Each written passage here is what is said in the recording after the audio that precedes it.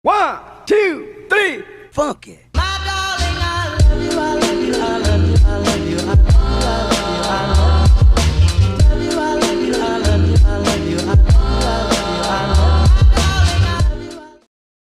Assalamualaikum warahmatullahi wabarakatuh.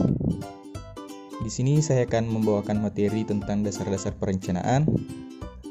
Adapun yang akan saya jelaskan yang pertama yaitu pengertian perencanaan.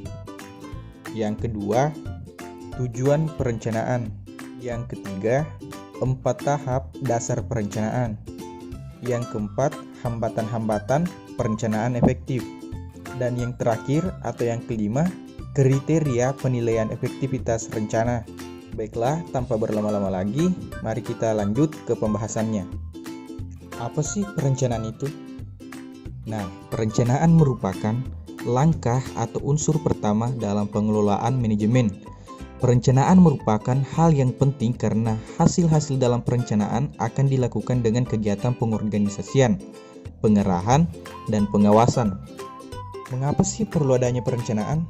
Nah, di sini ada 2 alasan dasar perlunya perencanaan, yaitu untuk mencapai protective benefits yang dihasilkan dari pengurangan kemungkinan terjadinya kesalahan dalam pembuatan keputusan.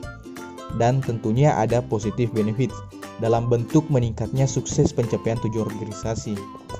Nah, setelah kita mengetahui apa sih perencanaan itu, nah di sini pun ada manfaat dari perencanaan, yaitu yang pertama, membantu manajemen untuk menyesuaikan diri dengan perubahan-perubahan lingkungan. Yang kedua, membantu dalam pembentukan kesesuaian pada masalah-masalah utama. Yang ketiga, memungkinkan manajer memahami keseluruhan gambaran operasi lebih jelas. Yang keempat, membantu penempatan tanggung jawab lebih cepat. Yang kelima, memberikan cara pemberian perintah untuk beroperasi. Yang keenam, memudahkan dalam melakukan koordinasi di antara berbagai bagian-bagian organisasi. Yang terakhir atau yang ketujuh, membuat tujuan lebih khusus, terperinci, dan lebih mudah dipahami. Baiklah, kita lanjut, yaitu tujuan perencanaan. Adapun tujuan perencanaan antara lain, yang pertama, untuk mengurangi ketidakpastian. Yang kedua, untuk memberikan pengarahan baik untuk manajer maupun karyawan non-manajerial. Yang ketiga, untuk meminimalisir pemborosan. Yang keempat, tujuan yang terakhir adalah untuk menetapkan tujuan dan standar yang digunakan dalam fungsi selanjutnya, yaitu proses pengontrolan dan pengevaluasian. Berikutnya, ada 4 tahap dasar perencanaan.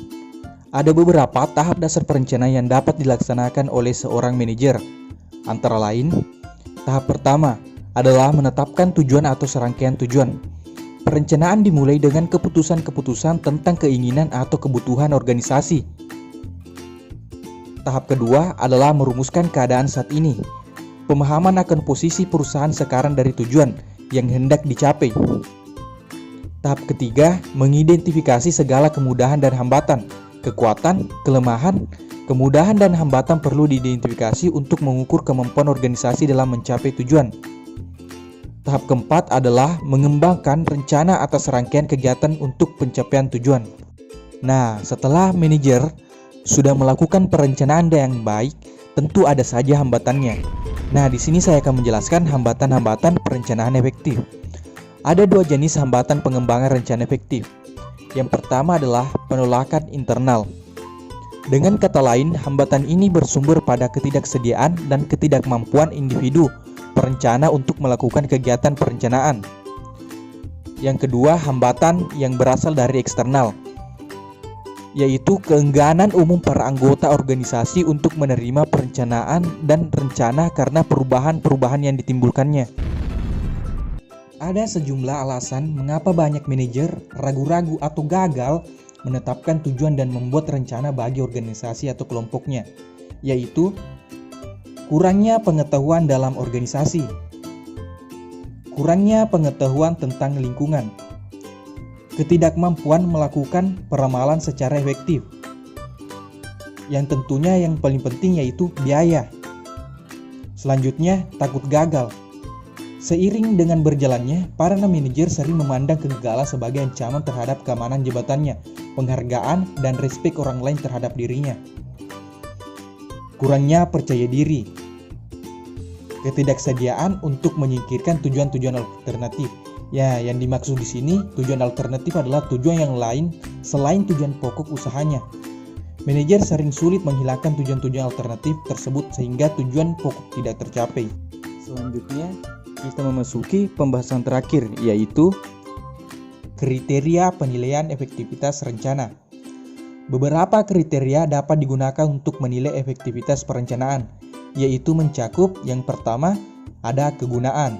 Agar berguna bagi manajemen dalam pelaksanaan fungsi-fungsinya yang lain, suatu rencana harus fleksibel, stabil, berkesinambungan, dan sederhana. Yang kedua, ketepatan dan objektivitas. Rencana-rencana harus dievaluasi untuk mengetahui apakah jelas, ringkas, nyata, dan akurat. Yang ketiga, ada ruang lingkup. Perencanaan memerlukan prinsip-prinsip kelengkapan, kepaduan, dan konsistensi. Berapa luas cakupan rencana, menyangkut kegiatan-kegiatan apa saja, bagaimana kerangka hubungan kegiatan, satu satuan kerja atau departemen-departemen mana yang terlibat. Berikutnya ada efektivitas biaya. Efektivitas dalam perencanaan ini menyangkut waktu, usaha, dan aliran emosional. Berikutnya ada akuntabilitas. Ada dua aspek akuntabilitas perencanaan, tanggung jawab atas pelaksanaan perencanaan dan tanggung jawab atas implementasinya rencana. Berikutnya yang terakhir, yaitu ketepatan waktu. Para perencana harus membuat berbagai perencanaan. Berbagai perubahan yang terjadi sangat cepat akan dapat menyebabkan rencana tidak tepat atau sesuai untuk berbagai perbedaan waktu. Baiklah, demikian materi yang bisa saya sampaikan. Lebih dan kurangnya mohon dimaafkan. Wassalamualaikum warahmatullahi wabarakatuh.